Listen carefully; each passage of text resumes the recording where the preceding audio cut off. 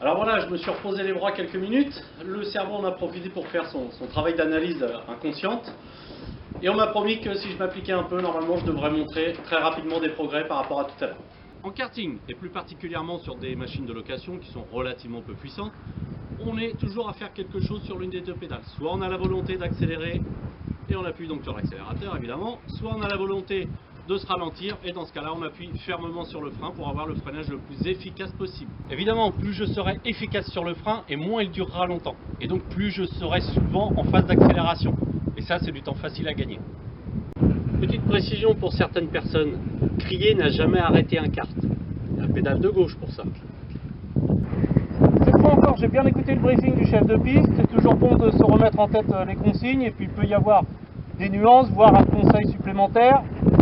Et je vais de nouveau dans cette séance m'appliquer à bien freiner, à trouver les limites du frein pour pouvoir ensuite progresser. Je m'élance à nouveau et je profite du premier virage pour déjà tester le frein. Dans ce premier tour, je teste également l'adhérence avec les pneus qui ont refroidi.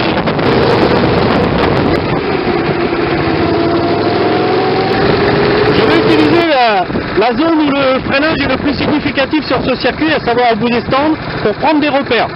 Je vais utiliser les pneus qui sont en bord de piste, une tache de peinture, une touffe d'air, peu importe. Mais je vais utiliser un repère pour voir si de tour en tour je progresse au niveau du freinage.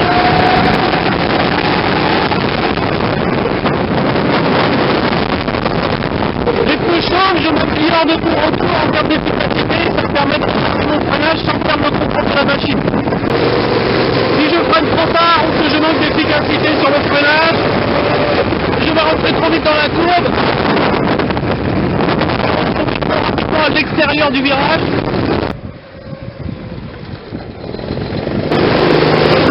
Si je freine trop fort, je vais bloquer les roues et me retrouver en tête à queue. Dans ce cas-là, j'arrête la machine le plus vite possible avec le frein avant de repartir.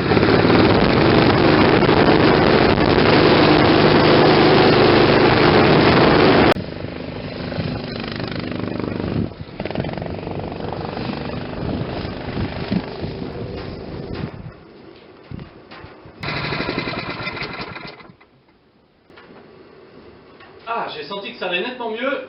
J'ai vraiment commencé à prendre du plaisir et je pense que ça devrait se voir sur les chronos que je vais aller voir maintenant.